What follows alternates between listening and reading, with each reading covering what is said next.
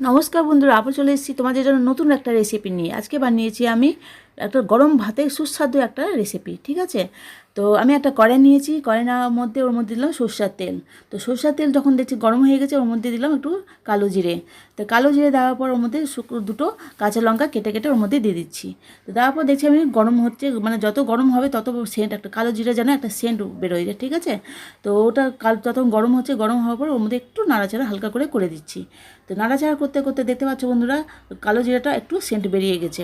তো ওর মধ্যে আগে থেকে পেঁয়াজটা আমি কেটে রেখেছিলাম, পেঁয়াজটা ওর মধ্যে দিয়ে দিচ্ছি। মিনিমাম 250 থেকে 300 গ্রাম ওর মধ্যে পেঁয়াজ আছে। তো পেঁয়াজটা যেন হালকা সেদ্ধ হয়ে যায়, তার জন্য একটু করে হালকা ঢেকে দিচ্ছি। ঢেকে দেওয়ার পর ওর মধ্যে একটা নিলাম মিক্সি জার। তো মিক্সি জারের মধ্যে ওর মধ্যে দিব পোস্ত। ঠিক আছে, তো পোস্তটা মিনিমাম 25 গ্রাম মতো পোস্ত আছে, কেন এতে পেঁয়াজ পোস্ত বানাবো, তো পেঁয়াজ পোস্তর মধ্যে একটু পোস্তটা বেশিই লাগে। তো পোস্তর মধ্যে একটু দিলাম হালকা জল। তো হালকা জলটা দিয়ে ওটা মিক্সি জারে পেস্ট করার জন্য আমি ওটা রেখে দিচ্ছি। তো রেখে দেওয়ার পর বন্ধুরা দেখতে পাচ্ছ পেঁয়াজটা এদিকে হালকা হালকা অনেকটা সেদ্ধ হয়েই গেছে।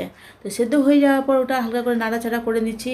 আর হালকা যেন গোল্ডেন কালারটা চলে আসে। পেঁয়াজটা কিন্তু এমনভাবে ভাজবে না যা পুরো লাল যেন পুড়ে যায়। ঠিক আছে, হালকা ভাজতে হবে।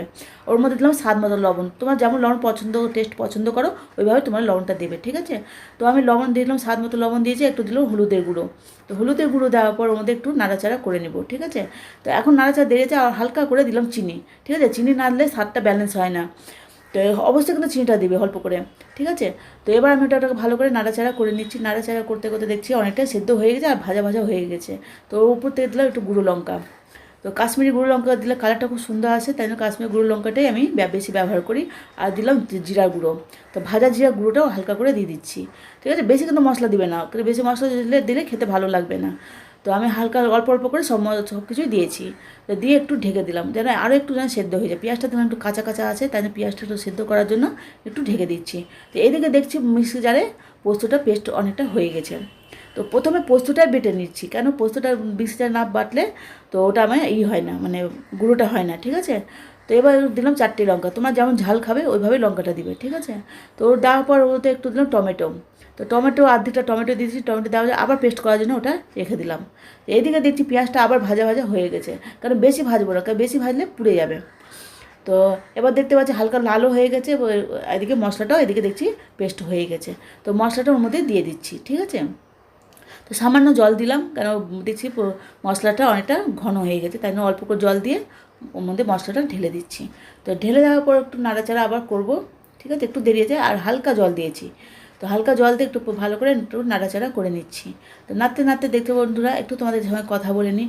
বন্ধুরা অনেকদিন পর আমি ভিডিও ছেড়েছি, প্লিজ প্লিজ প্লিজ তোমাদের সময় বেশি নষ্ট করব না, বোর করব না। তোমরা প্লিজ স্কিপ করবে না। ঠিক আছে, পুরো ভিডিওটা একটু দেখবে, বেশিক্ষণ না, 3 মিনিটের আছে, 3 মিনিট 50 সেকেন্ডের আছে। স্কিপ করবে না, পুরো ভিডিওটা প্লিজ একটু দেখো। ঠিক আছে, তো এটাই তোমাদের কাছে একটু আশা।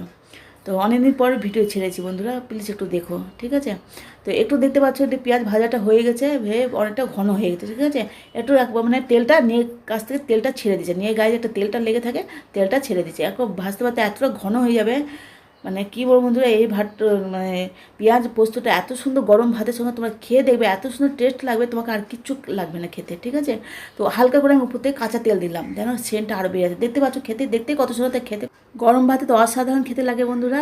ভালো থাকো, সুস্থ থাকো, আমার ভিডিও দেখতে থাকো, বাই।